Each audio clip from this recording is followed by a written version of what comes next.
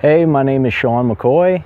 I was born in New York City and I was raised here in Rockland County, New York.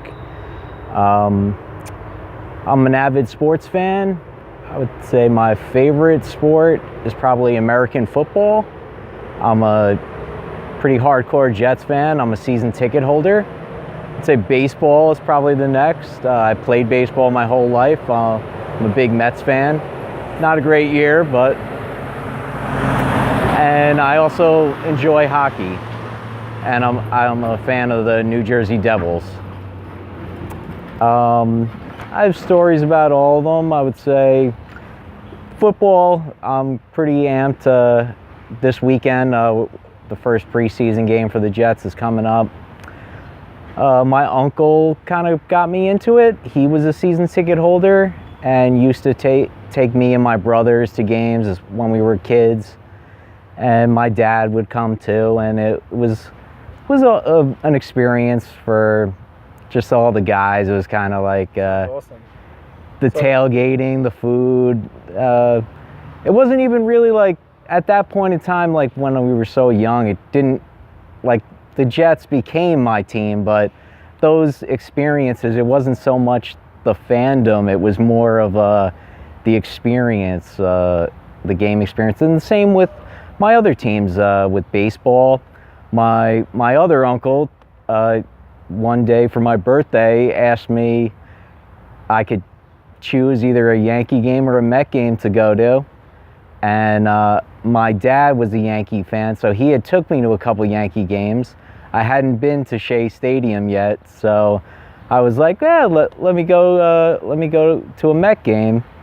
And it was a great baseball experience. My uncle got the tickets from his work. I sat in like a luxury suite.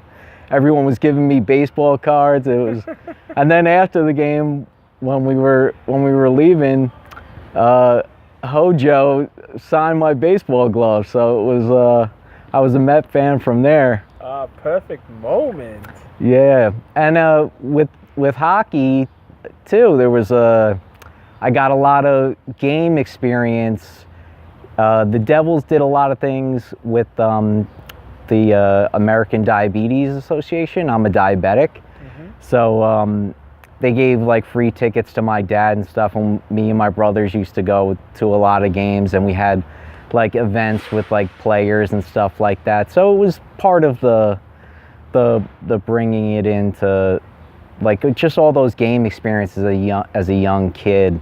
Awesome. Kind of like brought a lot of those like fan stories. So what's been your highs and your lows with all these teams? Because I know what a big sports fan you are by the sounds of it.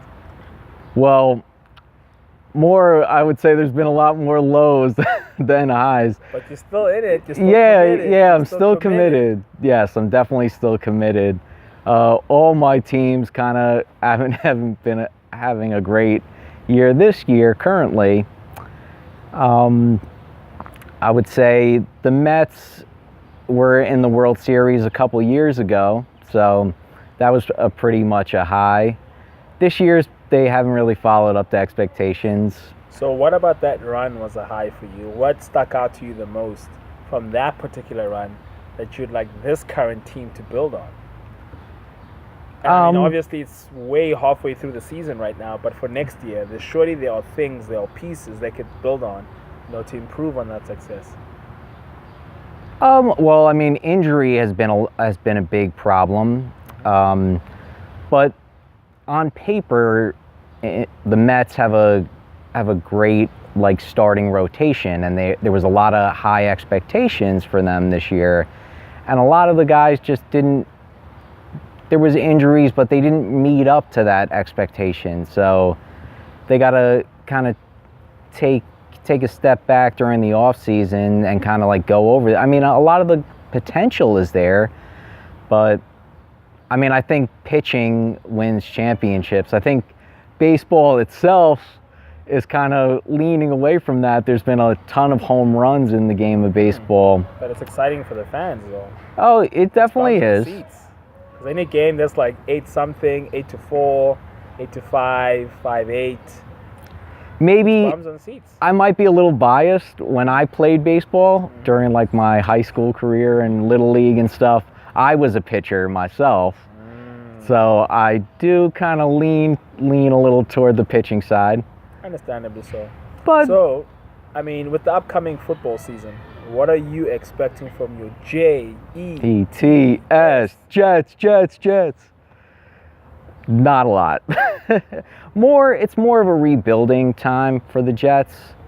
And I mean, a lot of young guys with some potential, but I think they don't really have a quarterback yet.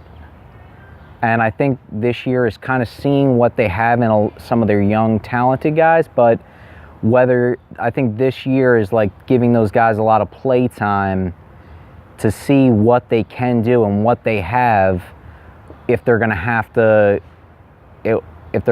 go in next year's draft or in the free agent market. So, is a big question: do you keep your coach while this team develops into what you might have next season? Because you can't keep on starting over, because the message has to be on point. It has to be the same.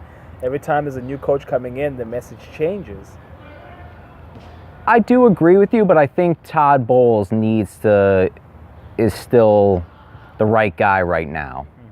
And but what is right now? 2, 3 years, 4 years?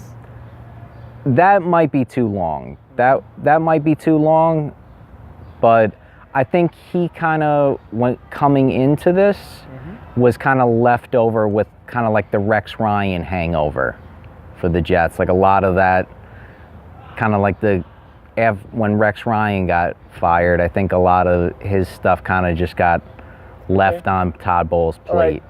All right. So let me know your last thoughts. What was your best sporting moment ever? I think trying on Joe Namath's Super Bowl III ring. Really? Yeah. That is awesome. I think that's a great way to end the interview, right? And it was him that gave it to me, not at some random thing. He asked, when I told him that I liked his ring, he asked me if I wanted to try it on. That is awesome. Thank you, Sean. You're welcome.